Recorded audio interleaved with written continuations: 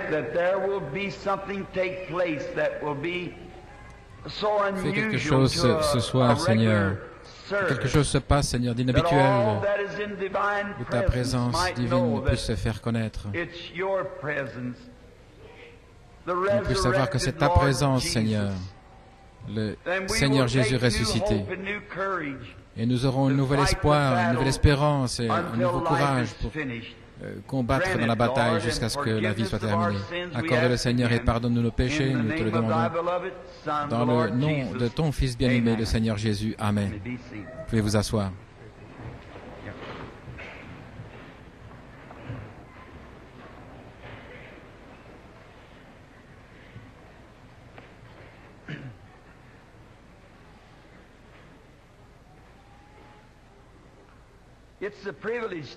C'est un privilège d'être ici à nouveau ce soir pour vous prêcher à vous, chères personnes, dans le nom du Seigneur. Je pense que notre micro ici n'est pas tout à fait... C'est un peu tordu. Comment est-ce que ça va? Comme ceci? Ah, je vois. Je suis loin d'être un mécano.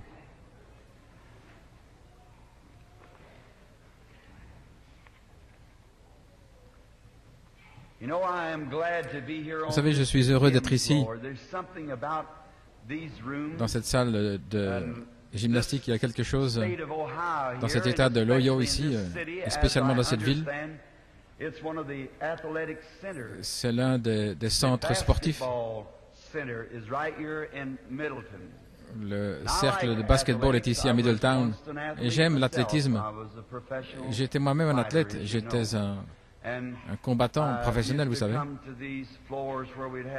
J'avais l'habitude de venir dans ces salles où nous avions nos entraînements et nos combats. Et je n'ai jamais quitté le ring, mais c'est un autre ring. Je me bats contre l'ennemi, le diable, pour le chasser des âmes humaines ce soir. Et je demande votre aide, alors qu'ensemble, nous unissons nos cœurs et nos épaules pour presser le pas dans cette bataille. Car Dieu est avec nous. S'il est avec nous, qui sera contre nous? La grande étoile du matin est au-dessus de nous, la bannière de Christ, et nous devons conquérir. Ainsi, s'il y a des maladies ici ce soir, et des péchés, il y a des gens qui sont opprimés par le diable, et nous sommes les soldats de la croix. Pressons le pas dans la bataille alors que nous prions et que nous étudions sa parole. J'ai choisi comme écriture ce soir une écriture qu'on trouve dans Saint Matthieu, dans l'Évangile, au chapitre 17. Je désire lire une portion. Et après 6 jours, Jésus prend Pierre, Jacques et Jean, son frère, et il les amène sur une haute montagne à l'écart. Et là, il fut transfiguré devant eux, et son visage resplendissait comme le soleil, et ses vêtements étaient blancs comme la lumière. Et voici, il leur apparurent Moïse et Élie, parlant avec lui. Alors Pierre répondit et dit à Jésus, « Seigneur, il est bon que nous soyons ici. Si tu veux, faisons ici 3 tabernacles, un pour toi, un pour Moïse et un pour Élie. » Mais alors qu'il parlait encore, voici, une nuée blanche les recouvrit, et une voix venant de la nuée dit, « Voici mon Fils bien-aimé, en qui il me plaît de demeurer. Écoutez-le. » Et si je peux choisir un titre, ce serait ces mots, « Écoutez-le. » Vous pourriez dire, prédicateur, est-ce que ce n'est pas un petit titre pour un groupe de plusieurs centaines de personnes ici? Oui, c'est un petit titre, mais c'est un titre qui vient de la parole du Dieu éternel. Et ce n'est pas la longueur qui compte, mais c'est la valeur. Bien souvent, nous plaçons de la valeur sur la taille des choses, sur la quantité, mais ce n'est jamais la quantité, c'est la qualité que l'on doit apprécier.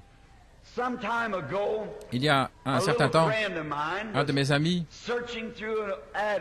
il cherchait dans un grenier, dans un vieux bâtiment,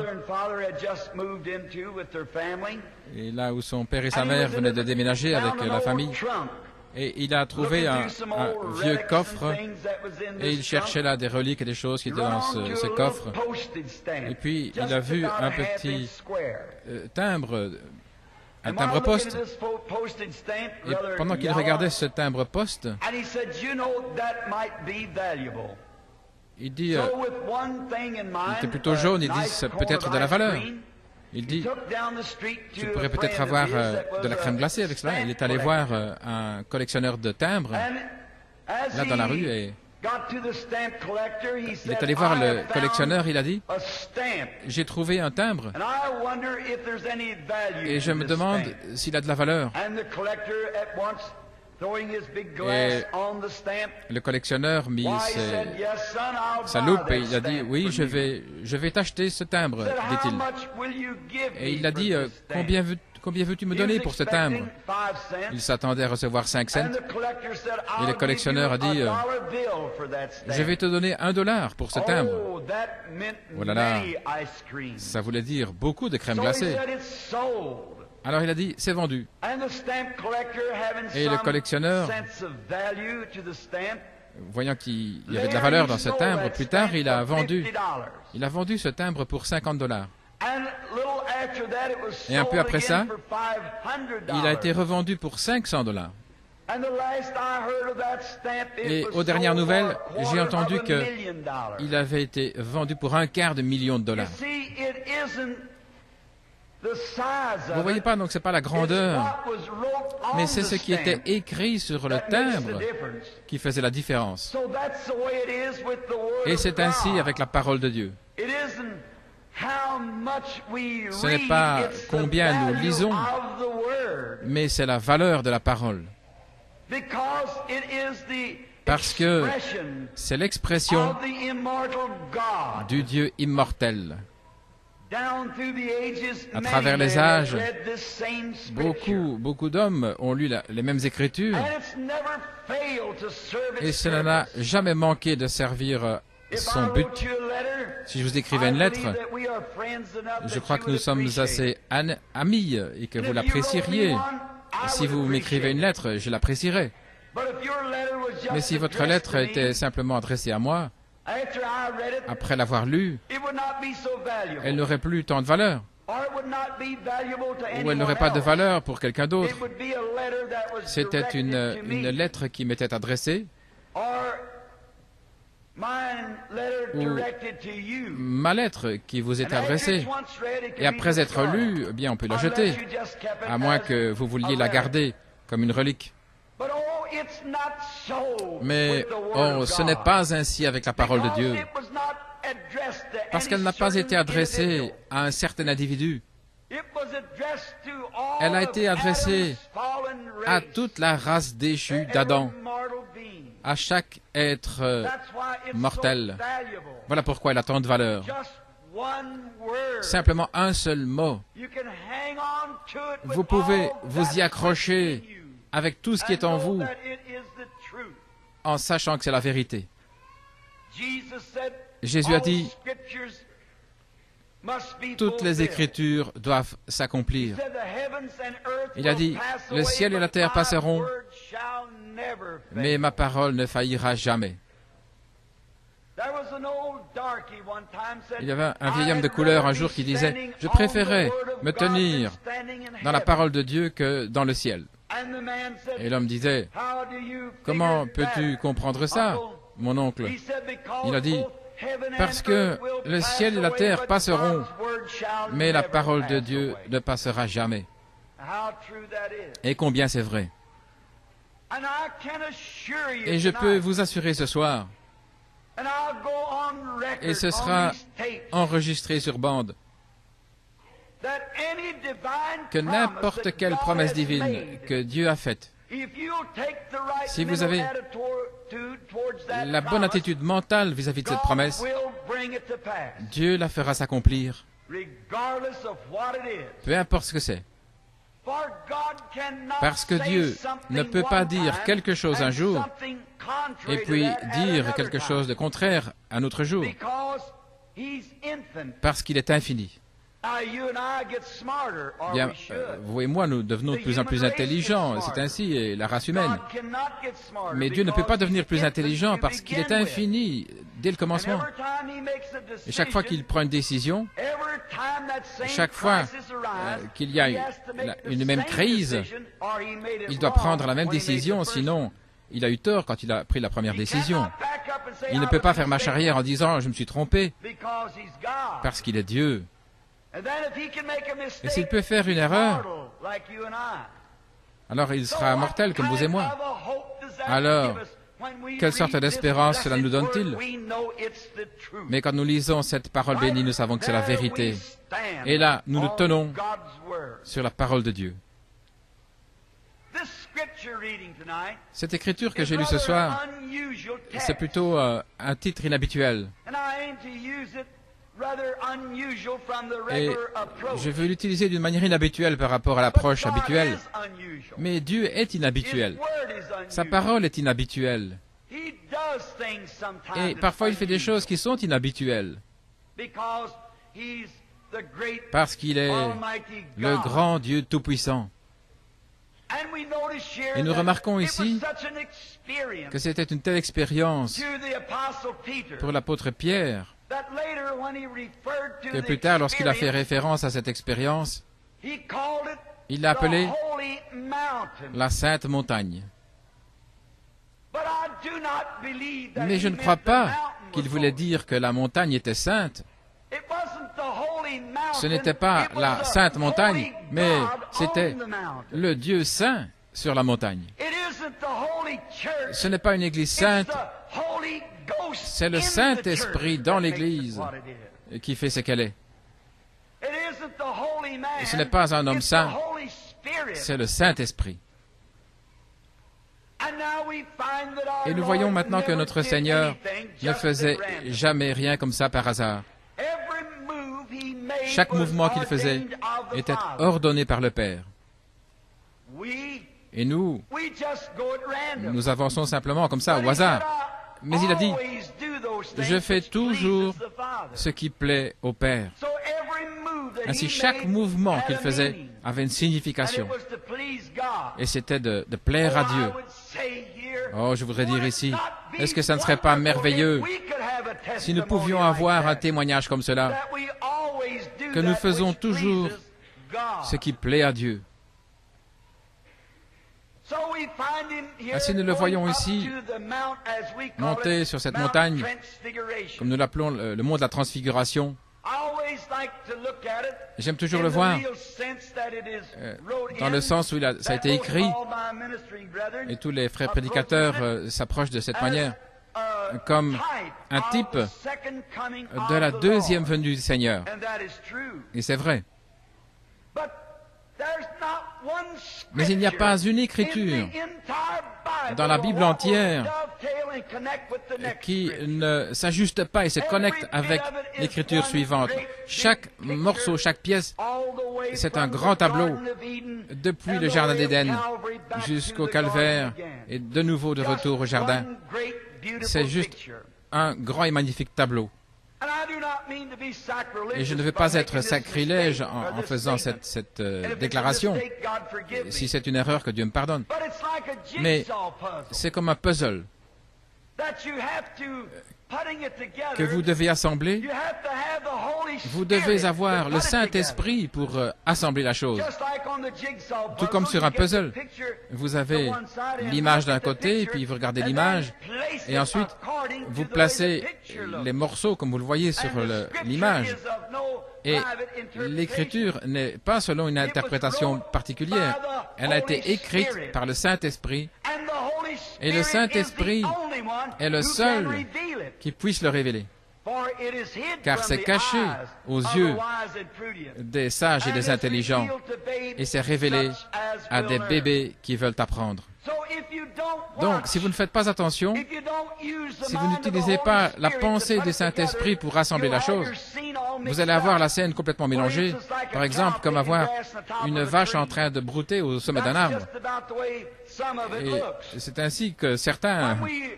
l'aspect de certains, mais si nous pouvons penser aller au ciel en donnant la main à un prédicateur ou être baptisé d'une certaine manière, ou un petit credo que nous répétons, eh bien c'est ridicule. Jésus a dit, à moins qu'un homme ne naisse d'eau et d'esprit, il ne peut en aucune manière entrer dans le royaume. Ainsi, l'image a l'air ridicule, mais la seule manière dont nous puissions la trouver, c'est en recevant le Saint-Esprit tout d'abord en nous, et ensuite, il nous enseigne la vérité et la vie. Il ne sera jamais en désaccord avec la parole. Il est toujours centré sur la parole. Ainsi, si l'Esprit en vous dit que les jours des miracles sont passés, ce n'est pas le Saint-Esprit. Si vous croyez que Jésus a changé dans les années qui passent, si cet esprit en vous dit cela, alors ce n'est pas le Saint-Esprit béni, parce qu'il témoigne de la parole. Et maintenant, alors que nous avançons avec notre scène, nous voyons que Jésus prend trois hommes, Pierre, Jacques et Jean, et il était sur le point de faire quelque chose. Et quand Dieu fait quelque chose, il le fait toujours devant des témoins. Il ne le fait pas comme cela, n'importe comment. Non, non, il le fait avec un témoin. Et dans l'Ancien Testament et le Nouveau Testament également, trois, ce sont des témoins. Ainsi, il a pris Pierre, Jacques et Jean pour être témoins de ce que Dieu allait faire. J'ai souvent pensé, quand il est allé dans la maison de Jaïr pour ressusciter sa fille des morts, nous voyons qu'il a pris Pierre, Jacques et Jean, ces trois-là.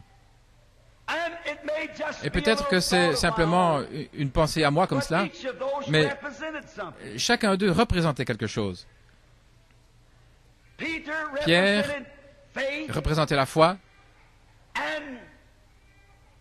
et Jacques représentait l'espérance, et Jean représentait la charité. L'espérance, la foi et la charité. Ce sont les trois dons les plus formidables. Et Dieu a manifesté ses œuvres à travers ces trois grands dons.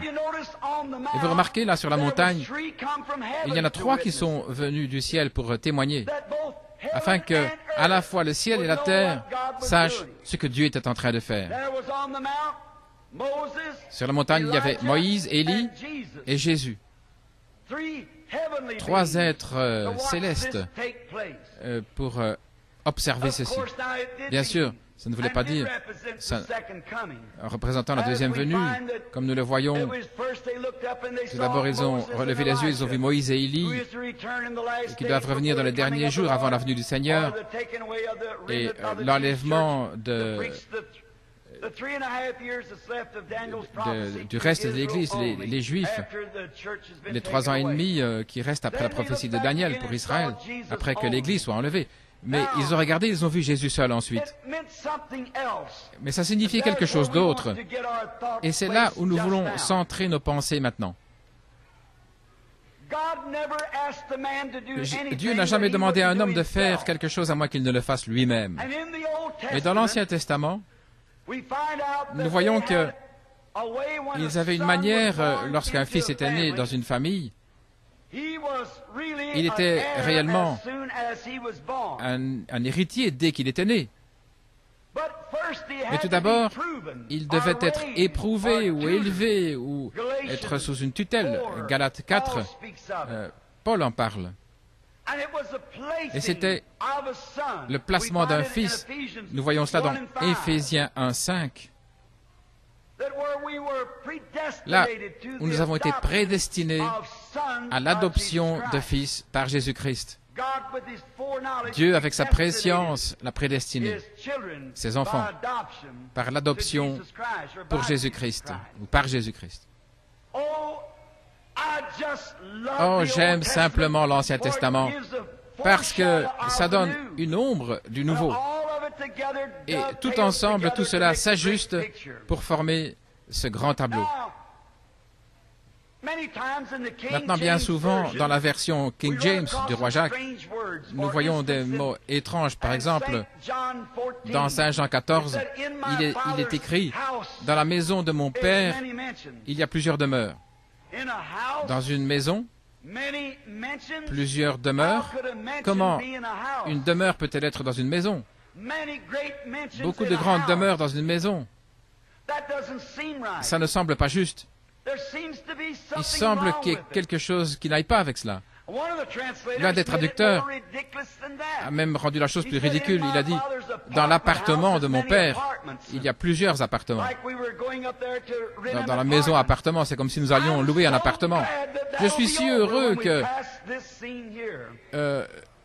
nous serons là quelque part lorsque nous aurons traversé cette scène. Mais la véritable interprétation des Écritures dans le grec, c'est comme ceci. Dans le royaume de mon Père, il y a beaucoup de palais. Mais au jour où les traducteurs ont traduit pour la King James, il était appelé le père de son domaine. Et tous ces petits sujets vivaient dans sa maison, dans son domaine. C'est la raison pour laquelle il pouvait comprendre mieux ainsi. Et c'était très biblique. Parce que dans l'Ancien Testament, un père possédait une grande portion de terre et il y avait beaucoup de serviteurs qui vivaient là avec du bétail, des moutons et l'agriculture là dans la ferme. Et lorsqu'un fils était né, maintenant souvenez-vous, voilà là où vous les pentecôtistes, vous manquez la chose. Excusez-moi de dire ça. Mais juste afin que vous compreniez, dès que vous êtes né de nouveau et que vous avez reçu le Saint-Esprit, vous pensiez que ça réglait la question. Mais c'était juste le commencement. Maintenant, quand un enfant est né dans une famille, il était un héritier, certainement, dès qu'il est né. Mais il n'avait pas d'héritage avant d'être éprouvé. Et alors, son père allait sortir et puis il allait chercher le meilleur enseignant qu'il puisse trouver pour son fils, son enfant. Et il n'allait pas prendre n'importe quel professeur, n'importe quel enseignant, mais ce serait vraiment un bon enseignant parce qu'il aimait son fils. Et il voulait que son enfant ait la meilleure instruction possible. Il voulait que son enfant soit élevé avec la plus grande influence de justice qui puisse être donnée. Parce que c'était un homme juste lui-même. Et il voulait que son enfant soit élevé de la même manière. Je lisais un article l'autre jour dans un journal. Lorsque la dernière fleur de la véritable démocratie est morte, c'est fané là dans un tribunal d'Ohio l'autre jour, lorsqu'une famille ménonite a été ordonnée à 2 ans de prison pour ne pas avoir laissé leurs enfants aller dans une école moderne. Est-ce que ce n'est plus ici maintenant un endroit de liberté de religion, la démocratie? Nous n'en avons plus. C'est exact. Oh, quelle disgrâce! Et alors ce juge injuste a essayé de se justifier en disant au Père, donnez à César ce qui est à César. Et le Père a répondu, et à Dieu. Il n'y a jamais eu de délinquance juvénile parmi les Ménonites. Il n'y avait pas des choses de rock'n'roll parmi les adolescents chez les Ménonites. Et s'ils peuvent produire une moisson comme ça avec notre instruction moderne, oh que Dieu avec eux, c'est ma prière. Je préférais que mon garçon ne connaisse même pas son ABC. Je préférais qu'il connaisse Christ et soit né de nouveau. sans connaître la différence entre des haricots et du café. Nous avons besoin de la prédication de l'Évangile à l'ancienne mode, prêchée en puissance et démonstration du Saint-Esprit. Lorsque notre nation arrive à un endroit où elle nous vole de notre Constitution, ça montre que le communisme l'a pourri jusqu'au cœur, c'est vrai. Les Ménonites, je suis pour vous, que Dieu vous bénisse. Restez avec ça. Je prierai pour vous, je ferai tout ce que je peux. J'étais tellement surpris il y a quelques soirs. Je regardais dans une YMCA. Et il y avait des jeunes femmes là, et il y avait du rock'n'roll. Que signifie ce C de chrétien là dans YMCA? Qu'est-ce que ça veut dire? Je pensais qu'ils se tenaient pour Christ. Si nos églises sont devenues polluées comme ça, et notre système d'instruction, que reste-t-il pour nous si ce n'est le chaos? Et l'Église elle-même est tellement dégradée. Et où nous enseignons ce rock'n'roll moderne et ce non-sens d'Elvis Presley. Et puis, vous vous appelez chrétien. On vous reconnaît à vos fruits. Vous savez mieux que ça. Oh, voilà le problème aujourd'hui. Nous avons adopté un tuteur différent pour l'Église du Dieu vivant, plutôt que ce que Dieu nous a donné. Il a cherché le meilleur tuteur qu'il puisse trouver. Et notre tuteur, ce n'est pas un évêque ou un pape, mais c'est le Saint-Esprit qui nous a été donné comme tuteur pour l'Église, pour l'élever. Et vous êtes conscient de cela. Le Saint-Esprit est là pour élever l'Église et la nourrir, l'honorer, la respecter, pour l'honneur et le respect du Père et de sa parole. Quel fils Dieu a-t-il maintenant? Et nous avons adopté un homme avec leur théologie et des credos humains.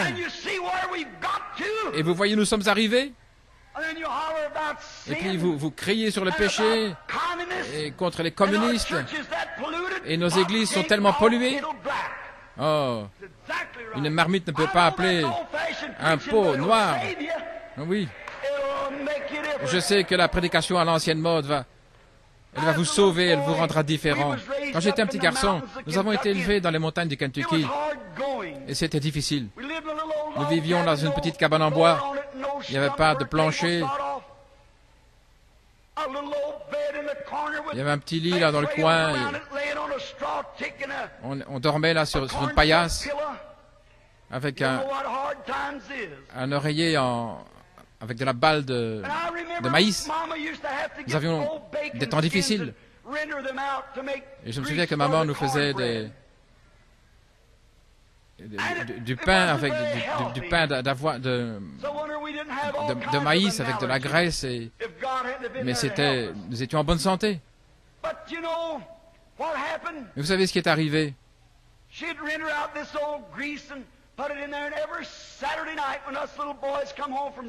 Lorsque nous rentrons à l'école, les garçons, nous avions cette huile de castor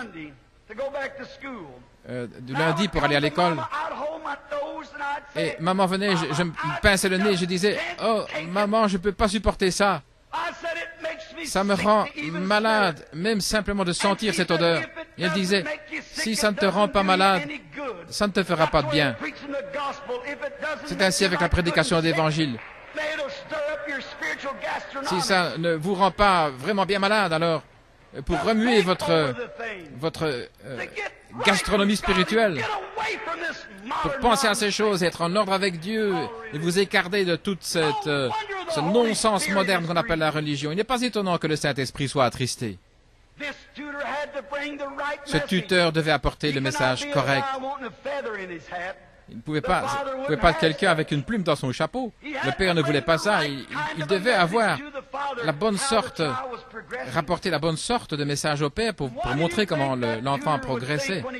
Qu'est-ce que ce tuteur penserait en venant devant le Père en disant, « Eh bien, ton fils, il ne fait pas de bons progrès, ça ne va pas. C'est juste un bon à rien. un renégat. Il n'est concerné par rien du tout. Comment le Père alors inclinerait la tête dans la honte?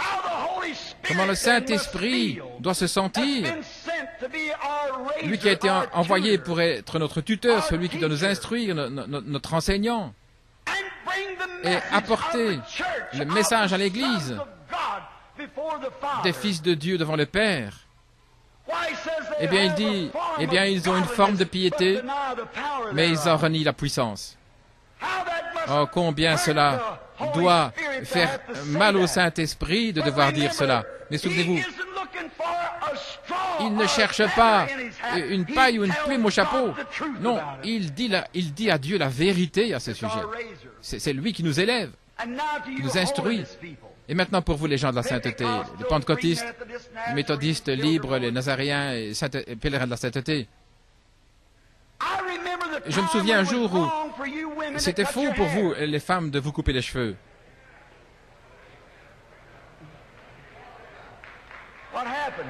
Qu'est-il arrivé?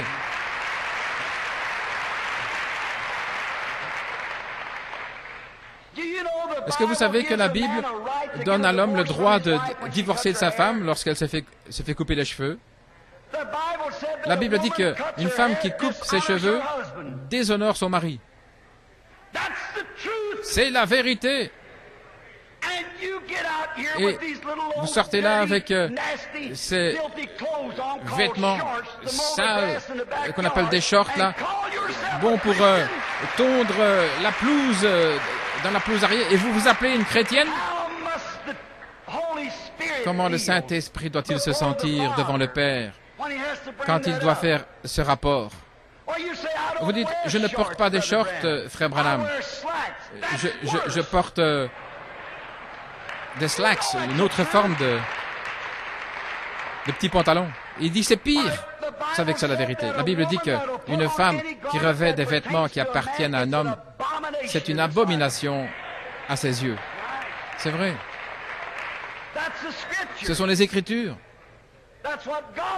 Voilà ce que Dieu a dit. Mais vous savez le problème?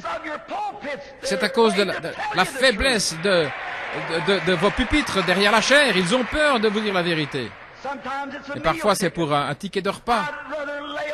Je préférais être sur mon ventre et boire de l'eau et du pain sec et prêcher la vérité plutôt que d'avoir du poulet frit 3 fois par jour.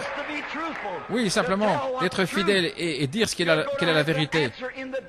Vous allez devoir répondre au jour de jugement devant Dieu pour ces choses-là. C'est vrai.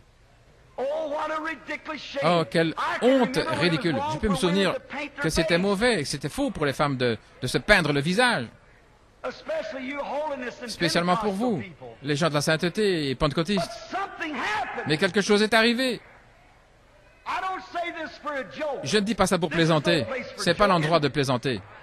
Ceci est la chair. Ceci est le trône du jugement. Mais il n'y avait qu'une seule femme dans la Bible qui a jamais peint son visage. Et c'était Jézabel. C'est vrai. La Bible dit qu'elle se peignait le visage. Et vous savez ce que Dieu lui a fait? Il l'a donné à manger aux chiens. C'est exactement vrai. Ainsi, quand vous voyez une femme avec un visage peint, vous pouvez dire, eh bien, c'est de la viande pour chien de Dieu. C'est exactement ce que Dieu a dit. Vous savez que c'est la vérité. Je ne veux pas blesser vos sentiments, mais je devrais me tenir avec vous devant le jugement un de ces jours pour rendre un rapport par rapport à cette parole. Vous dites, je ne suis pas de la viande pour chien. Mais qu'est-ce que vous mettez là alors pour entendre des sifflets après vous? Pensez que c'est siffler. Siffler comme un loup, oui. C'est un loup, d'accord. Vous dites, je ne porte pas ça. Ces sales vêtements sexy. Des femmes là, dans la rue, avec des robes comme si on les avait moulées dedans. Vous dites, frère Branham, vous savez quoi? Ils ne vendent plus rien d'autre. Mes sœurs, ce n'est pas une excuse. Ils continuent de vendre des machines à coudre. C'est vrai. Certainement, c'est la vérité. Et je vais vous dire quelque chose ici. J'ai bientôt terminé. Savez-vous quoi? Au jour du jugement, vous pouvez être aussi pur qu'un lys envers votre mari, mais vous allez devoir répondre devant Dieu pour avoir commis adultère. La Bible dit, Jésus a dit, « Quiconque regarde une femme pour la convoiter a déjà commis adultère avec elle dans son cœur. » Quand ce pécheur vous regarde et qu'il vous convoite, même s'il ne vous a jamais touché, eh bien, il devra répondre pour adultère. Et vous êtes coupable de l'avoir commis avec lui. C'est ce que dit la Bible. Maintenant, vous pouvez prendre ce que vous voulez, mais voilà ce que Dieu a dit. Voilà ce que Christ a dit. C'est la vérité. Oh Dieu, sois miséricordieux. Qu'est-ce que le grand Saint-Esprit doit penser quand il vient devant le Père? Vous dites, pourquoi est-ce que vous en avez toujours contre nous, les femmes? Très bien, les hommes, vous voici. N'importe quel homme qui laisse sa femme fumer des cigarettes et qui porte ses vêtements, eh bien, il montre de quoi il est fait. Il n'a pas vraiment de quoi être un homme. C'est vrai. Il ne l'aime pas. Sinon, il prendrait une planche pour lui donner une fessée, lui donner des cloques. C'est vrai. Et qu'est-ce que le Saint-Esprit doit penser? Vous qui restez à la maison le mercredi soir pour regarder des shows vulgaires, nous aimons ceci ou des choses comme ça, plutôt que de venir à une réunion de prière, ça montre de quoi vous êtes fait. Et voilà l'Église. Et le mardi, le mercredi, etc., ou le matin, 9 ou 10 heures, vous écoutez des personnes immorales comme Arthur Godfrey et tous ces plaisantins, plutôt que d'être dans le lieu secret dans une chambre pour prier et lire votre Bible. Vous savez cela. Et dans votre maison, vous avez tous ces disques sales de rock'n'roll, boogie-woogie et Elvis Presley. Il y a une seule différence entre Elvis Presley et Judas Iscariote. Judas a eu 30 pièces d'argent. Elvis a eu quelques millions de dollars et toute une flotte de Cadillac. Voilà la différence. C'est vendre son droit d'aînesse comme chrétien d'aller vers de telles choses. Et puis, vous appelez ça des chants religieux? Vous ne pouvez pas mélanger l'huile et l'eau. Vous savez que c'est la vérité. Qu'est-ce que le Père doit penser? C'est vrai. Et le Saint-Esprit béni doit apporter cette nouvelle au Père. Comment ses fils et ses filles se comportent. Combien il doit incliner la tête. Il y a un endroit dans les Écritures où il dit que le prophète a rougi à cause des péchés des gens lorsqu'ils étaient devant Dieu. Comment le Saint-Esprit doit-il se sentir quand il se tient devant Dieu? C'est pas étonnant que nous ne pouvons pas avoir de réveil. Il n'est pas étonnant que Billy Graham, Jack Shuler, Oral Roberts et tous ces grands ministres de Christ, ils ont traversé les États-Unis de long en large et malgré tout, il n'y a pas de réveil. Ce n'est pas leur faute, ce n'est pas la faute de Dieu. C'est la faute des églises, parce qu'ils ne se mettent pas en ligne avec la Bible. C'est exactement vrai. Et alors nous sommes prêts pour le jugement. Maintenant, souvenez-vous, peu importe combien c'était un enfant, si cet enfant était désobéissant, c'était un renégat, et alors il n'avait pas d'héritage. Et vous parlez des dons qui sont envoyés dans l'Église. Mais où Dieu peut-il placer ses dons? Vous pensez que Dieu va mettre son huile sainte dans un vase impur? Certainement pas. Et voilà le problème avec l'Église ce soir. C'est la raison pour laquelle il y a tant des soi-disant croyants, des sensations, des ismes. J'essaie d'adopter des sensations plutôt que la chose réelle. Pourquoi prendre un substitut lorsque les cieux pentecôtistes sont remplis de la chose réelle? C'est la vérité. Vous savez que c'est vrai.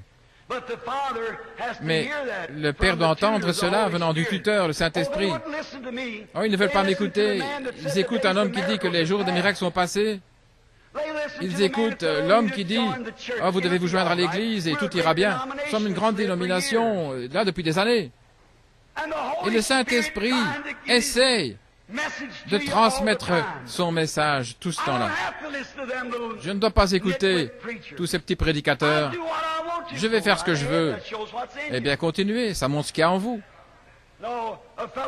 Quelqu'un m'a dit un jour, peu importe ce que vous dites, ou n'importe quoi, je ne crois pas dans la guérison divine. Je dis bien sûr que non. Ça n'a pas été envoyé pour les incrédules. Ça a seulement été envoyé pour ceux qui croient. Ce sont les croyants qui le reçoivent, pas les incrédules. C'était pas pour eux. Ça a été envoyé pour les condamnés. Souvenez-vous, la même eau qui a noyé le monde a sauvé Noé. C'est exact. Et le même Saint-Esprit et le même évangile à l'ancienne mode prendra l'Église un jour dans l'enlèvement et va condamner le monde et les incrédules et les amener en jugement. C'est là que nous nous tenons. Dieu dans sa miséricorde. Et maintenant, quoi si le tableau change? Et si le Fils est un Fils correct? Combien il aime être aux affaires de son Père? Combien il aime faire ces choses que le Père aime? Comment le tuteur viendra alors vers le Père en disant « Monsieur, oh, je vous apporte une grande nouvelle. Votre garçon, excusez l'expression, mais c'est vraiment comme un morceau du bloc, pourrait-on dire. Il est vraiment comme son papa. Et voilà ce que le Saint-Esprit veut donner comme rapport quand vous croyez toute la parole de Dieu, lorsque vous acceptez tout l'Évangile, lorsque vous croyez tout ce que Dieu a écrit comme étant la vérité.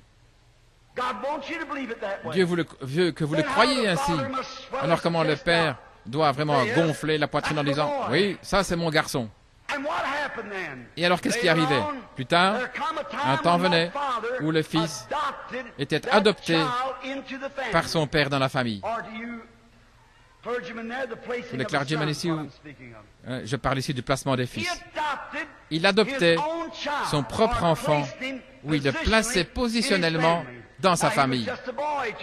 Maintenant, c'était son garçon depuis le commencement. Mais il devait trouver comment était son caractère. Voilà ce que Dieu essaie de faire lorsque... Et il fait pleuvoir le Saint-Esprit, là, il y a 40 ans. Vous aviez, dans les jours anciens, vous aviez des réunions de prière toute la nuit. Lorsque vous aviez l'habitude de pleurer, de crier, de prier et d'être en agonie pour les pécheurs. Et aujourd'hui, vous devez les supplier de venir à l'autel pour prier pour un pécheur repentant. Qu'est-ce qui est arrivé? Le Saint-Esprit a dit qu'il ne peut sceller que ceux qui pleurent et gémissent à cause de l'abomination qui se fait dans la ville. Alors qui peut-il sceller dans la ville ce soir? Qui est là sur sa face jour et nuit en train de pleurer pour les péchés de la ville? Est-ce que vous pouvez mettre le doigt sur quelqu'un? Voyez-vous, la tempête est presque terminée. Et c'est juste. Mais nous voilà. Maintenant, si c'était un enfant obéissant, il aimait son père, peu importe les autres garçons, ce qu'ils disaient dans la ferme à côté, il savait lui ce que son père voulait, de la manière dont il était construit, et ce qu'il avait fait, et ce qu'il voulait. Et un homme qui est un fils de Dieu, il lit sa Bible, il voit ce que Dieu était hier, il est le même aujourd'hui. Il le croit, qu'il est le même, en principe, en puissance. Tout ce qu'il était, le grand Jéhovah, il est encore le même. La Bible le dit. Hébreux 13:8. Jésus-Christ est le même, hier, aujourd'hui et pour toujours. Voilà un véritable fils qui croit cela. Alors, quand il a prouvé être un véritable fils, voilà ce que le Père faisait.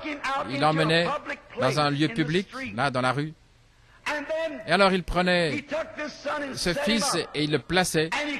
Il le revêtait avec une robe spéciale, pour une occasion spéciale. Et là, il y avait une cérémonie. Et ce père adoptait son propre fils dans sa famille. Et alors,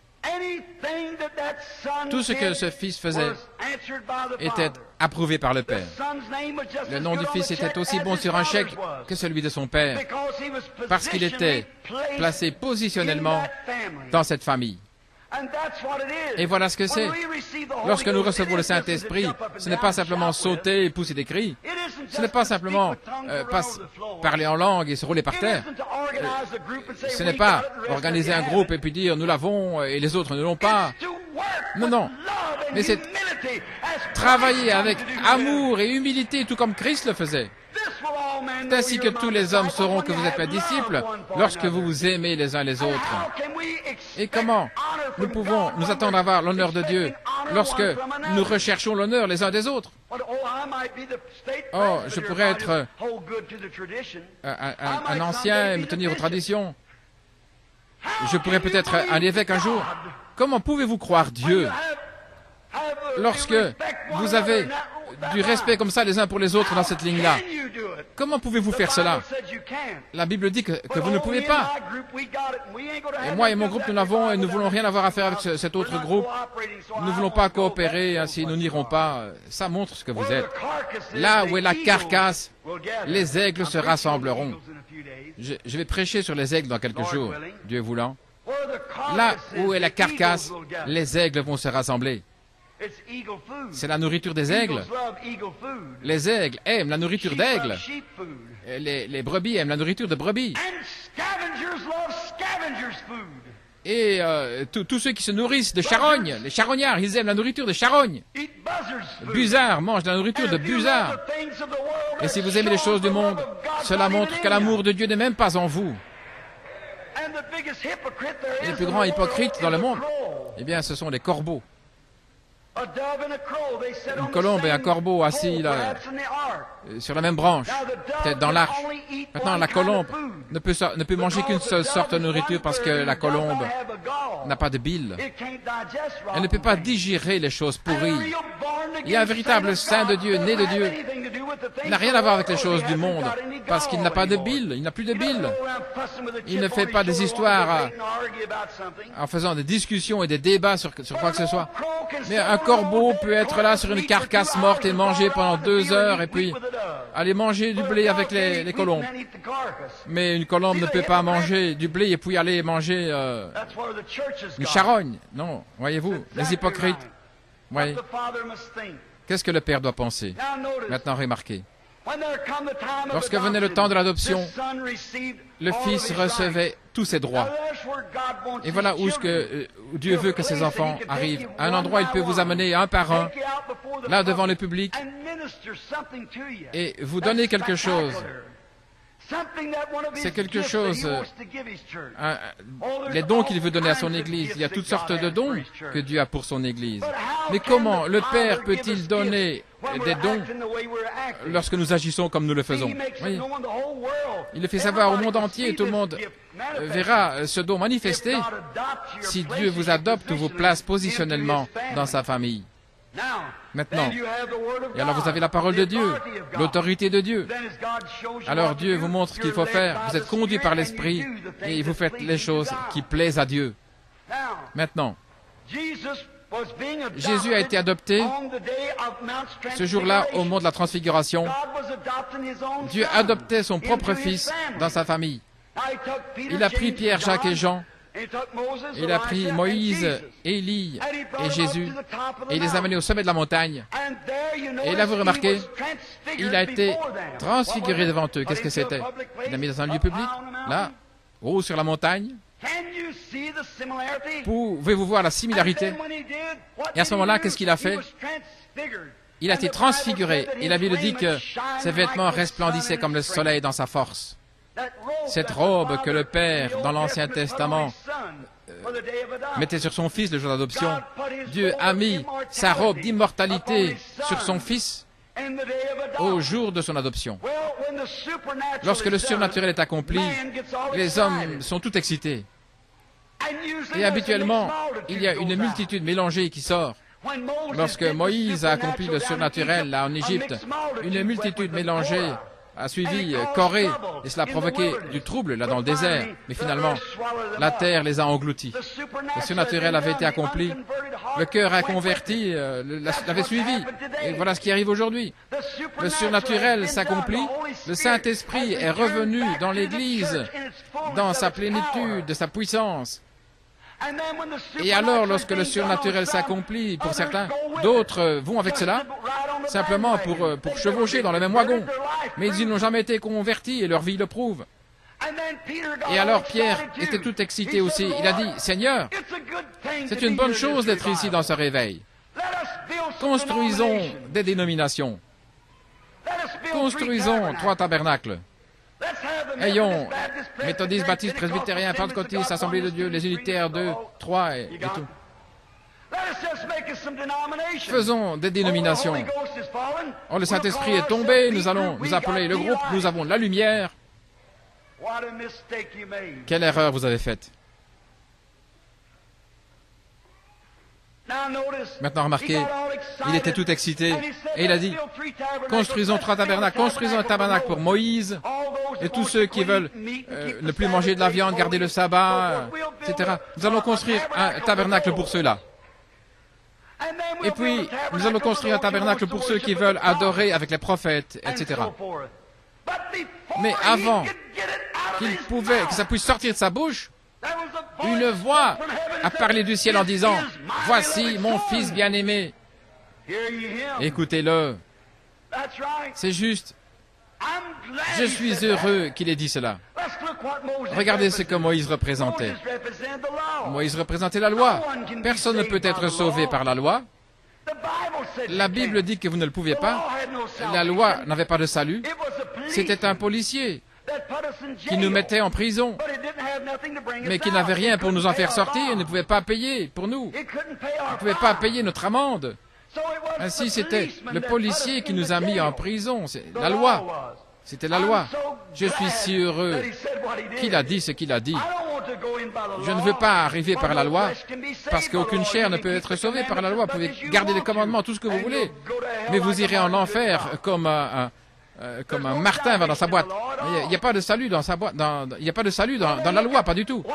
Et Élie, qu'est-ce qu'il représentait? Élie représentait la justice de Dieu.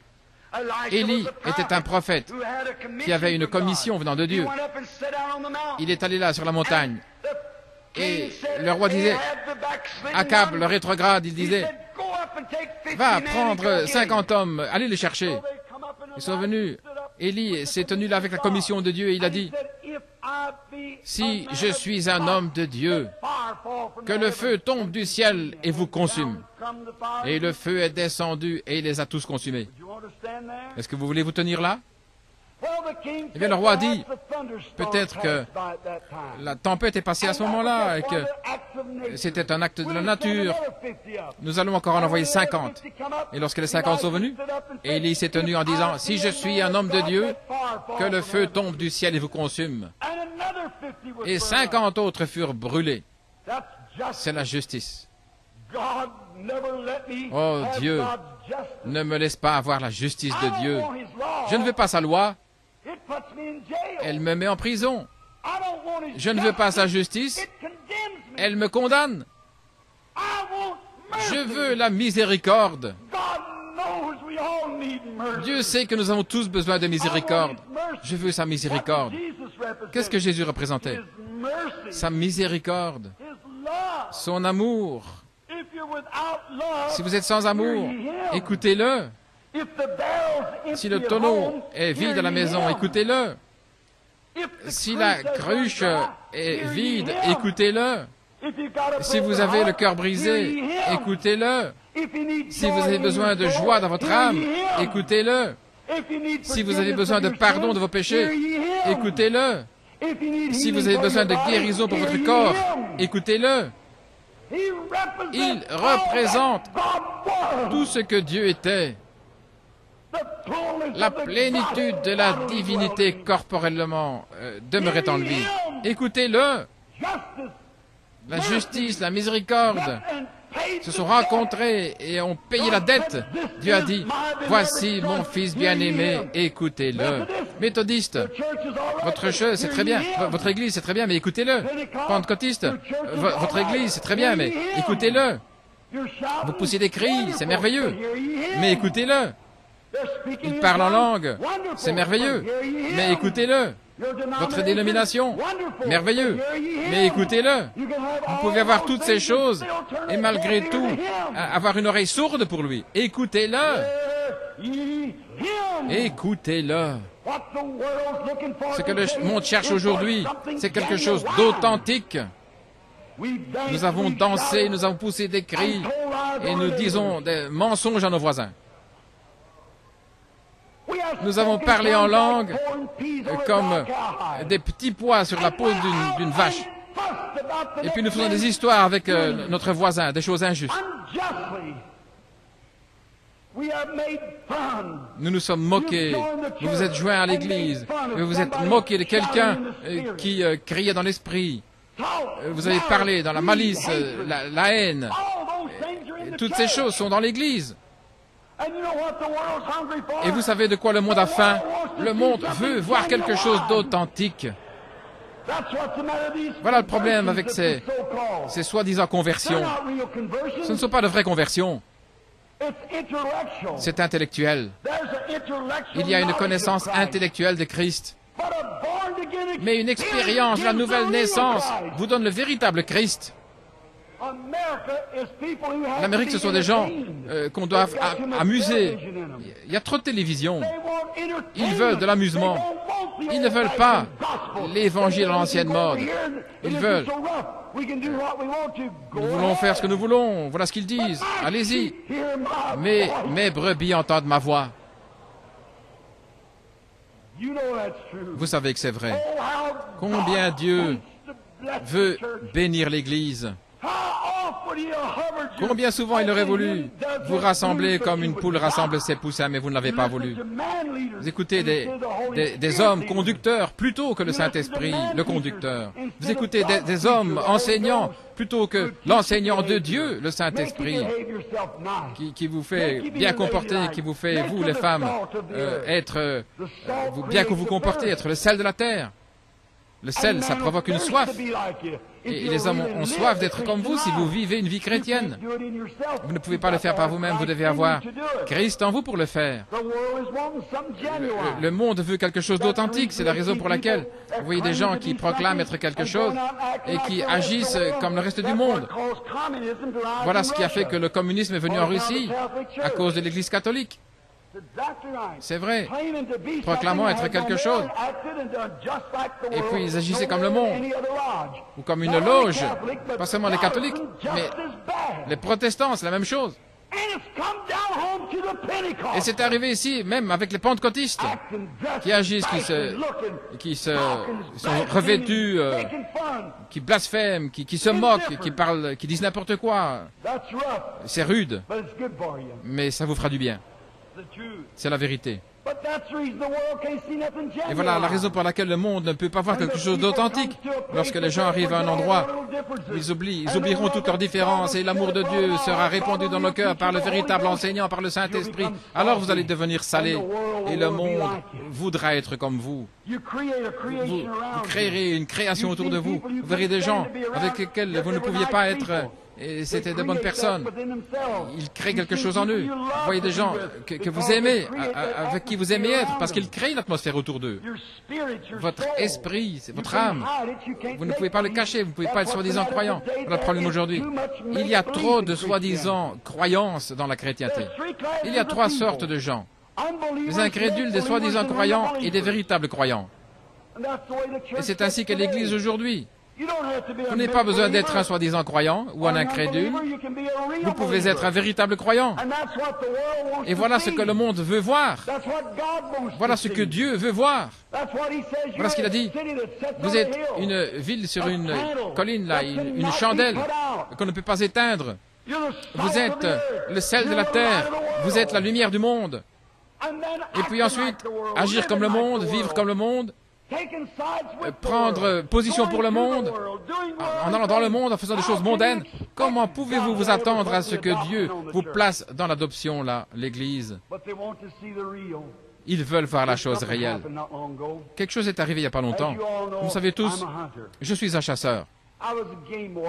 J'étais un gardien de chasse pendant des années. J'ai chassé autour du monde, en Afrique, en Inde, partout dans les montagnes. Ma mère est à moitié indienne. Ma conversion n'a jamais enlevé cela de moi. J'aime les bois et c'est là où j'ai trouvé Dieu dans la nature. Dans les bois, je vois les petites fleurs. Vous ne pouvez pas le cacher. Vous pouvez ensevelir cette petite semence-là, elle va pourrir, et puis la pulpe. Mais au printemps, cette petite semence va revenir à la vie. Vous ne pouvez pas cacher la véritable vie. Vous ne pouvez pas la cacher. Une véritable vie se montre. Vous ne pouvez pas la tuer. Elle vivra à nouveau, aussi sûre que n'importe quoi. Le gel peut mordre la petite fleur, peut courber la tête. Une procession funéraire, la pluie va tomber. Et le bulbe va pourrir. Les pétales sont partis, la semence partie, elle a éclaté, la pulpe s'est écoulée quelque part. Il y a un petit germe de vie que la science ne peut pas trouver. Et lorsque le soleil va briller avec la chaleur, elle vivra à nouveau.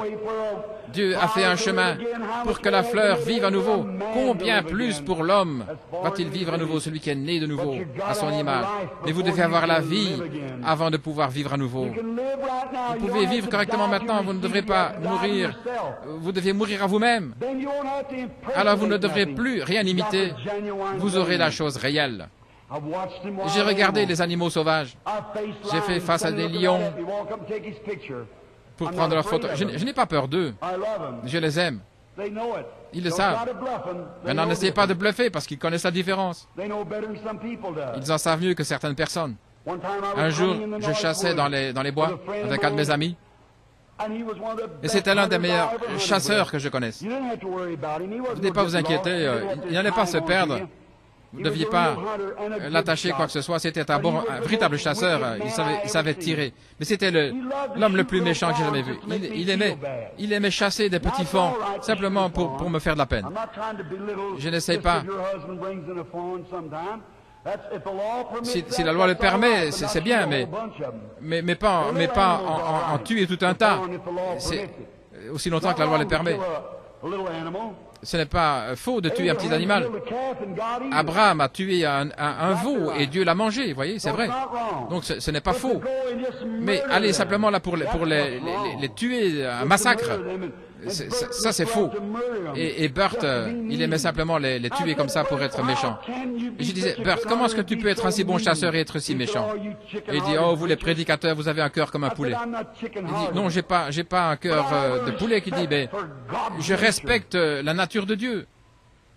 Et j'ai dit, peut-être que je suis un chasseur, mais je ne suis pas un tueur. Il disait, oh, reviens à toi, Billy, allons à la chasse. Et il aimait simplement tuer tous ces petits fauns. Un jour, je suis allé à la chasse avec lui. Et il avait inventé un sifflet. Et c'était comme le cri d'un petit faon qui pleurait après sa maman. Et je disais, Bert, tu ne vas pas utiliser ça. Il dit, oh, allons, Billy. Quand est-ce que tu vas revenir à toi? Tu serais un bon chasseur si tu ne vas pas un cœur aussi tendre comme un poulet. Et nous étions à la chasse, il y avait de la neige, environ 6 pouces de neige. Nous étions là dans les montagnes de l'État de Washington. Et ils étaient vers midi. Nous n'avions même pas encore vu une trace là dans la neige. Et nous étions là, une petite clairière. Il était vers midi. Et tout à coup, je pensais que Bert allait prendre son repas de midi. Et j'étais derrière lui. Nous allions nous séparer et puis prendre 2 chemins différents, deux pistes différentes. Et puis à un moment donné, il s'est baissé et j'ai vu qu'il est allé dans sa poche et il est sorti avec ce sifflet-là. Et c'était comme un cri d'un petit faon. Et à ce moment-là, juste dans la clairière, voilà qu'une biche, une maman biche s'est levée. Maintenant, c'était une maman, une biche. Et je voyais ses grands yeux bruns. Et même je voyais les veines dans son visage, dans sa face, elle était tellement proche. Et c'est inhabituel pour qu'une biche à ce moment-là. Elle s'est levée, elle regardait autour d'elle. Qu'est-ce qui se passait? Elle avait peur, mais il y avait son bébé, là, il y avait un bébé qui était dans les problèmes. C'était une mère. Elle s'est levée, elle regardait. Et je voyais Bert qui regardait. Et je voyais son visage. Il disait, j'ai dit, Bert, tu vas pas faire ça. Et il a sifflé à nouveau avec ce sifflet. Et la maman, la biche, elle est sortie là, dans la clairière. C'est tout à fait inhabituel pour qu'elle puisse sortir là d'une façon ouverte dans la saison de la chasse. Elle était là. Elle n'était pas une hypocrite. C'était pas quelque chose de fabriqué. Elle avait quelque chose de réel. C'était une maman. Et il y avait un bébé qui était dans les problèmes. Peu importe le danger, elle ne pensait pas au danger. Il y avait un bébé là qui était dans les problèmes. Et il y avait quelque chose à l'intérieur d'elle. Elle était une maman par naissance. Elle avait entendu le bébé crier. Elle est sortie là, dans la clairière. Et je voyais Bert qui a mis une cartouche là dans son canon. Et je pensais, oh là là. Et je l'ai vu ajuster son tir, la lunette du fusil pointée sur son cœur, le cœur de la biche. Je pensais, oh, c'était un coup mortel. Je pensais, dans un instant, il va lui transpercer le cœur. Et je pensais, comment est-ce que tu peux faire ça, Bert? Comment est-ce que tu peux avoir un cœur si cruel? Cette maman qui était là, en train de chercher le bébé, qui avait des problèmes. Et quand il a armé son fusil, la biche s'est montrée et elle regardait. Elle a vu le chasseur. Mais ça ne l'a pas arrêté. Ça ne l'a pas arrêté. Elle tremblait. Elle savait que quelque chose allait arriver. Mais c'était une mère. Son bébé était dans les problèmes. Et elle veillait pour son bébé. Je pensais, comment est-ce que tu peux avoir un cœur aussi froid? J'ai vu le fusil, j'ai tourné la tête, je pensais, oh Dieu, ne laisse pas faire ça. Comment est-ce qu'il peut lui transpercer le cœur de cette maman, cette chère maman, une biche? Comment est-ce qu'il peut faire ça? J'attendais. Et le coup n'est pas parti. J'ai attendu un peu plus. Et le coup n'est toujours pas parti. J'ai regardé. Et le canon du fusil redescendait comme ça. Et j'ai regardé. Et il y avait des larmes qui coulaient dans... Il a jeté son fusil par terre. Et il m'a attrapé par les jambes et il a dit, Billy, j'en ai assez. Je ne peux pas aller plus loin. Conduis-moi à ce Jésus que tu aimes tant. Qu'est-ce que c'était? Il a vu quelque chose de réel. Il a vu quelque chose qui n'était pas du fabriqué. Il a vu quelque chose qui était authentique. Et voilà ce que le monde cherche aujourd'hui. Il cherche quelque chose qui n'est pas du fabriqué. Ce n'est pas « je suis méthodiste, je suis presbytérien ». Non, le monde cherche quelque chose de réel. Et Dieu a cette chose. Quelque chose de réel. Oh, ne voulez-vous pas avoir l'amour de Dieu dans votre cœur, dans la même mesure pour Christ que cette maman biche avait pour ce bébé? Dieu a cette chose pour vous. Voilà mon fils bien-aimé. Écoutez-le. Chaque soir, lorsque vous le voyez ici, lorsque vous voyez des infirmes marcher, etc., c'est ce qu'il fait. Discerner les pensées du cœur des gens et faire les choses qu'il a fait lorsqu'il était sur la terre. Le fils bien-aimé de Dieu. Écoutez-le. Courbons la tête un moment. Calmement maintenant à l'orgue, si vous voulez, sœur. Vraiment doucement. Je vais vous poser une question. S'il vous plaît, soyez sincères en cette minute. Je me demande ici ce soir, combien de membres d'église ou de pécheurs qui n'ont jamais accepté Christ? On dit souvent, « Oh, je voudrais être un vrai chrétien. Je souhaiterais avoir quelque chose en moi. » Vous avez essayé, vous vous êtes joint à différentes églises, vous avez été baptisé peut-être de différentes manières, mais vous avez vos hauts et vos bas. Il semble que vous ne pouvez pas rester sur la montagne. Vous entrez, vous sortez, vous rétrogradez, vous revenez. Il y a quelque chose que simplement vous n'avez pas. Est-ce que vous aimeriez avoir le véritable amour de Dieu? Autant d'amour pour Christ que cette maman biche avait pour son bébé, qui pouvait faire face à la mort, peu importe la persécution ou ce que les gens pensent. Vous allez rester ferme dans la foi et donner un témoignage pour la gloire de Dieu. Mon ami, créature de Dieu, citoyen, si vous êtes dans cet état ce soir, s'il vous plaît, vous ne voulez pas lever la main, si vous voulez demander à Dieu, Dieu, donne-moi cet amour dans mon cœur pour Christ, comme cette biche avait pour ce bébé, afin que je puisse manifester Christ devant les gens, les faire venir à Jésus, tout comme cette maman biche a montré son amour pour son bébé. Fais de moi quelque chose de réel. Je ne veux pas imiter, je veux quelque chose de réel. Dieu, donne-le-moi. Voulez-vous lever la main? Que Dieu vous bénisse. Oh, partout dans le bâtiment. On ne pourrait pas compter les mains. Bien que je sois un membre d'église, frère Branham, mais honnêtement, j'ai honte. Les péchés et ces choses que vous avez prêchées ce soir, je suis coupable. Mais par la grâce de Dieu, à partir de ce soir, oh Dieu, donne-moi quelque chose de réel. Je le veux. Je lève ma main vers toi, Seigneur. Tu vois ma main. Que Dieu vous bénisse, jeune dame. Et vous qui faites signe là, que Dieu vous bénisse. Et madame ici, certainement, il y a beaucoup de mamans ici. Que Dieu vous bénisse, frère. Que Dieu vous bénisse là, au balcon. Là, à droite. Reconsacrons nos vies alors que nous nous préparons à prendre maintenant le souper du Seigneur. Nous savons que chaque personne ici a un désir noble dans le cœur, c'est d'être comme Jésus. Vous aimez le Seigneur, vous voulez le servir, vous voulez être une meilleure personne, un meilleur chrétien. Vous voulez vivre une vie qui soit un tel témoignage pour conduire d'autres à Christ. Comme j'ai dit un jour, adorer le Seigneur, ça ne suffit pas. Je vais voir 100 000 millions l'adorer. Ainsi, Seigneur, maintenant même, prions. Père, courbons la tête dans un mot de prière. Bien-aimé Père Céleste, tu vois ton peuple, tu vois leurs mains et tu vois leur cœur.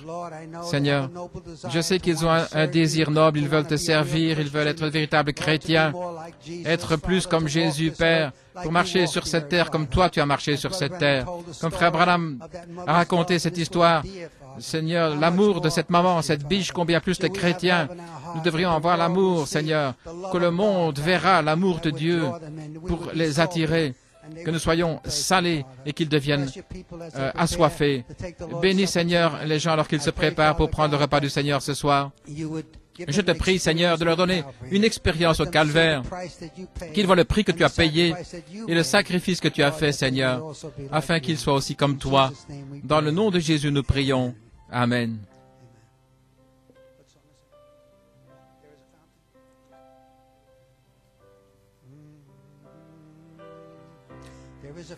Il y a une fontaine.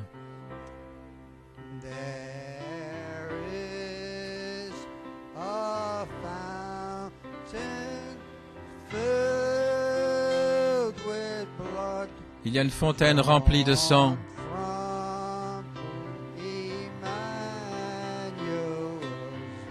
Tirée des veines d'Emmanuel.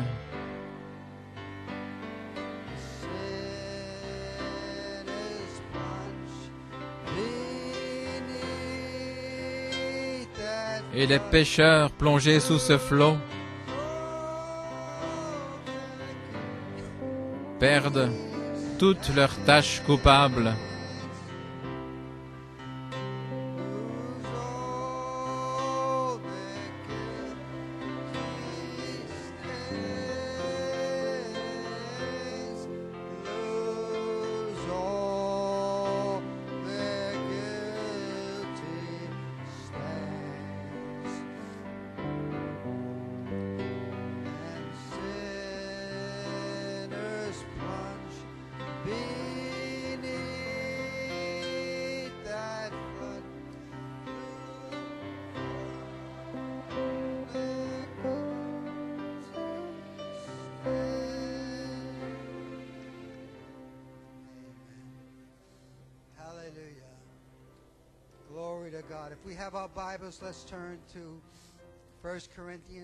Prenons 1 Corinthiens, chapitre 11, à partir du verset 23. 23 à 34.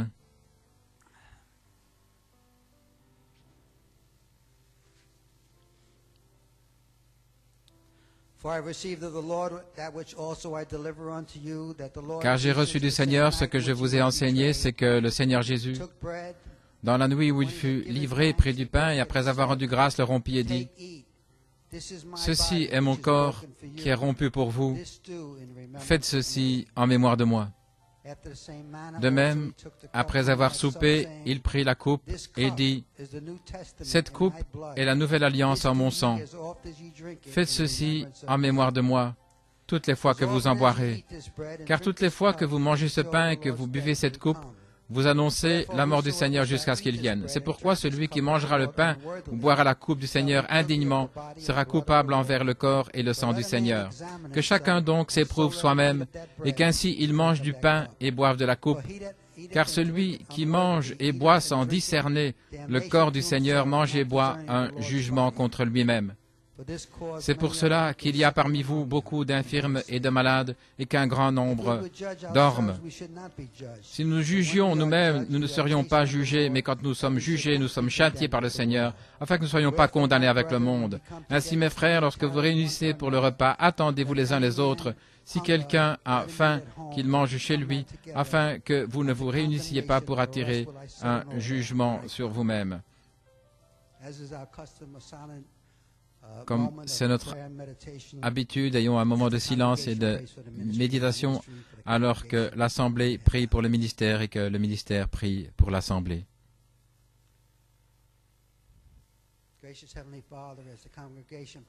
Bien-aimé Père Céleste, alors que l'Assemblée prie pour le prédicateur et le prédicateur pour l'Assemblée, alors que nous prêchons, nous préparons, nous le faisons par la foi, Seigneur. Il n'y a personne qui soit digne parmi nous, Seigneur, mais par la foi.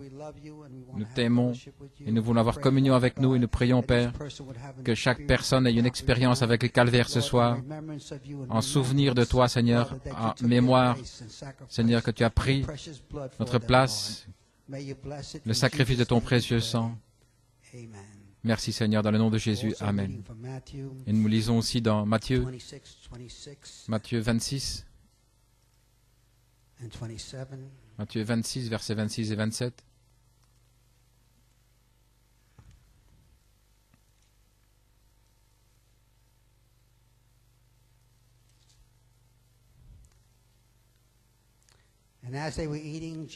Pendant qu'ils mangeaient, Jésus prit du pain et, après avoir rendu grâce, il le rompit et le donna aux disciples en disant, « Prenez, mangez, ceci est mon corps. » Bien-aimé Père Céleste, alors que je brise ce pain, un symbole du corps qui a été brisé sur la croix du Calvaire, alors que nous participons à ce pain, je te prie, Dieu Tout-Puissant, que nous ayons une vision de ton amour, de ta miséricorde,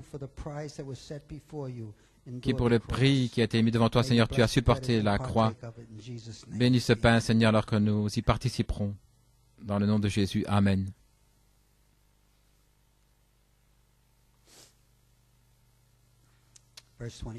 Et le verset 27. Il prit ensuite la coupe et après avoir rendu grâce, il la leur donna en disant, « Buvez-en tous.